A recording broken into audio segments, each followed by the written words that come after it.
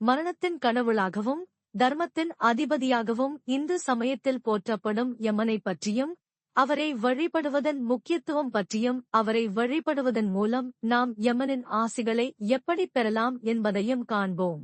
ஒளிமயமான சூரிய பகவானும் அவரது முதல் மனைவியான சரண்யுவும் சன்யா தேவி இணைந்து பெற்ற மகன் யமன். ஒரு சமயம் சரண்யு சூரியனின் உக்கிரமான ஒளியை தாங்க முடியாமல் தன் நிழலாக சாயா தேவியை உருவாக்கி சூரியனிடம் விட்டுவிட்டு தவத்திற்கு சென்று விட்டாள். சூரியன் சாயா தேவியுடன் வாழ்ந்து கொண்டிருந்தபோது அவர்களுக்கு சாவர்ணி மனு, சனி பகவான் மற்றும் தபதி ஆகியோர் பிறந்தனர். ஆனால் யமனும் அவரது இரட்டை சகோதரி யமியும் யமுனா தேவி சரண்யுவுக்கு பிறந்த முதல் குழந்தைகள். இந்த இரட்டையர்களில் யமி தனது சகோதரன் யமனுடன் இணைந்து மனித குலத்தை பெருக்க விரும்பினாள். ரிக்வேதத்தின் 10ஆம் மண்டலத்தின் 10வது சூக்தத்தில் யமி யமனிடம், சகோதரா, நீ தனிமையில் வாழாதே, நமது சந்ததியை பெருக்குவோம் என்று வற்புறுத்துகிறாள். ஆனால் யமன் பிரபஞ்சத்தின் தர்ம விதிகளை மேற்கோள் காட்டி அவளது விருப்பத்தை உறுதியாக மறுக்கிறார். இது யமனின் கடுமையான தர்ம நெறியை காட்டுகிறது. புராணங்களின்படி இந்த உலகில் தோன்றிய உயிர்களில் முதலில் மரணத்தின் அனுபவத்தை பெற்றவர் யமனே. ரிக்வேதத்தில் அவர் முதல் மனிதன் அல்லது முதல் மரணமடைந்தவன் என்று குறிப்பிடப்படுகிறார். இதன் பொருள் யமன் மரணத்தின் பிடியில் சிக்கி அழிந்துவிடவில்லை, மாறாக அவர் மரணம் என்ற ஒரு பரிமாற்றத்தை முதலில் நிகழ்த்தி அதன் மூலம் மரணத்திற்கு பிந்தைய உலகத்திற்கான பாதையை திறந்தார். அவர் முதலில் மரணத்தை அடைந்து தெற்கு திசையில் உள்ள பித்ருக்களின் லோகத்திற்குச் சென்றார். எந்த தனித்துவமான அனுபவத்தின் காரணமாகவும் பிரபஞ்ச ஒழுங்கை நிலைநாட்டும் பொருட்டும் யமனே மரணத்தின் அதிபதியாகவும் இறந்தவர்களின் உலகத்திற்கு தலைமை தாங்குபவராகவும் நியமிக்கப்பட்டார். எருமை மாட்டை வாகனமாக கொண்டவர், பாசக்கயிறு மற்றும் நீதியின் தண்டத்தை ஆயுதங்களாக ஏந்தியிருப்பவர் யமதர்மன். சில புராணக் கதைகளின்படி யமன் ஆரம்பத்தில் மிகவும் அழகானவராக இருந்தார். ஆனால் தனது அழகு காரணமாக அவர் தனது கடமைகளில் கவனம் செலுத்தாமல் உலகில் தீமை அதிகரிக்க வழிவகுத்தது. இதனால் சிவபெருமான் அவருக்கு சாபமிட்டு அவரது அழகை போக்கி அவர் இன்று நாம் காணும் உருவத்தை பெற்றதாக கூறப்படுகிறது. கதோபனிஷத்தில் வரும் நசிகேதன் கதை மரண ரகசியத்தை அறிய ஒரு சிறுவரின் ஞானத் தேடலை விவரிக்கிறது. நசிகேதன் தனது தந்தையின் உறுதிமொழிக்காக யமலோகத்திற்குச் சென்று மரணத்தின் அதிபதியான யமனைச் சந்திக்கிறான். யமன் முதலில் நசிகேதனை உலக இன்பங்களால் திசை திருப்ப முயல்கிறார். அளவற்ற செல்வம், நீண்ட ஆயுள், அழகிய அரண்மனைகள் என சகல இன்பங்களையும் தர முன்வருகிறார்.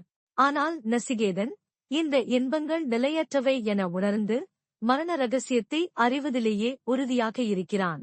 அவரது அசைக்க முடியாத ஞானத் தேடலையும் உறுதியையும் கண்டு வியந்த யமன் இறுதியில் அவரது பக்தியையும் ஆர்வத்தையும் மெச்சி ஆத்மாவின் அழியாத தன்மை பற்றிய மரண ரகசியத்தை உபதேசிக்கிறார். இதேபோல் தனது கணவன் சத்தியவானின் உயிரை மீட்டெடுக்க சாவித்திரி கதை தர்மத்தின் முக்கியத்துவத்தையும் அன்பின் சக்தியையும் காட்டுகிறது. சாவித்திரி தன் கணவன் சத்தியவானின் ஆயுள் முடிந்ததும் யமதர்மராஜன் உயிரை பறித்துச் செல்லும்போது அவரை பின்தொடர்ந்து செல்கிறாள். யமதர்மராஜன் அவளை தடுக்க முயன்றபோதும் சாவித்திரி தனது பதிபக்தியையும் புத்திசாலித்தனத்தையும் பயன்படுத்தி யமனுடன் விவாதிக்கிறாள்.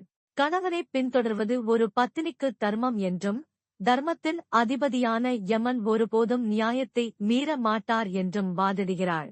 அவளது அசைக்க முடியாத பக்தி, தர்ம சிந்தனை மற்றும் புத்திசாலித்தனம் ஆகியவற்றால் சம்மதிக்கப்பட்ட யமதர்மன் அவளது கணவன் சத்தியவானின் உயிரை திரும்ப அளித்து அவளுக்கு தீர்க்காயுளையும் வரமாக தருகிறார். இக்கதைகள் மரணத்தின் நியதியையும் தாண்டி தர்மமும் பக்தியும் ஞானத் தேடலும் எவ்வாறு உலக இன்பங்களை விட மேலானவை என்பதையும் அவற்றின் சக்தியையும் நமக்கு உணர்த்துகின்றன.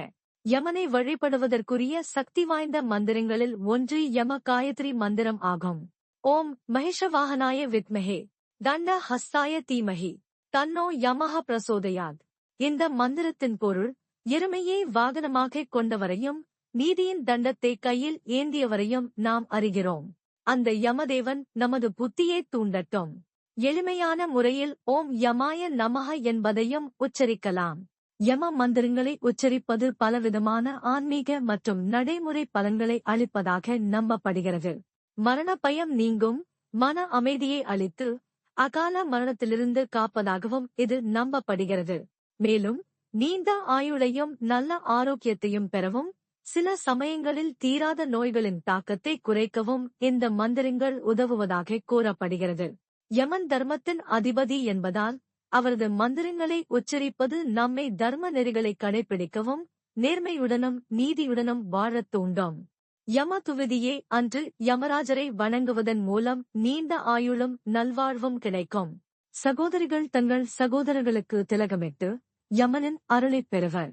ஆயுளை அதிகரிக்கவும் நல்ல ஆரோக்கியத்தை பெறவும் இந்து சமயத்தில் பல சக்தி வாய்ந்த மந்திரங்கள் உள்ளன. அவற்றுள் மிகவும் பிரபலமானதும் பரவலாக உச்சரிக்கப்படுவதுமான ஒரு மந்திரம் மகா மிருத்யுஞ்சய மந்திரம். ஓம் திரையம்பகம் யஜாமஹே சுகந்திம் புஷ்டிவர்த்தனம் உர்வாரகமிவ பந்தனான் மிருத்யோர் முக்ஷிய மாமிருதாத். இந்த மந்திரம் சிவபெருமானுக்கு அர்ப்பணிக்கப்பட்டது. இதன் பொருள் முக்கண்களை உடையவரும் நறுமணம் மிக்கவரும் அருளை பெருக்குபவரும் பலம் தருபவருமான சிவபெருமானை நாங்கள் வழிபடுகிறோம்.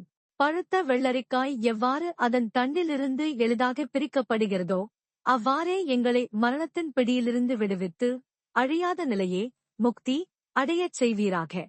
இந்த மந்திரம் தீராத நோய்களை குணப்படுத்தவும் மரண பயத்தை போக்கவும் ஆயுளை அதிகரிக்கவும் உதவும் என்று நம்பப்படுகிறது. மார்க்கண்டேயர் சிவனை வழிபட்டு மரணத்தை வென்ற கதை இந்த மந்திரத்தின் பெருமையை பறைசாற்றுகிறது. எந்த ஒரு மந்திர ஜபமும் உண்மையான பக்தியுடனும் தூய்மையான எண்ணத்துடனும் செய்யப்பட வேண்டும். நீதியுடனும் நேர்மையுடனும் வாழ்வது யமனின் அருளைப் பெற மிக முக்கியம். Please like and share.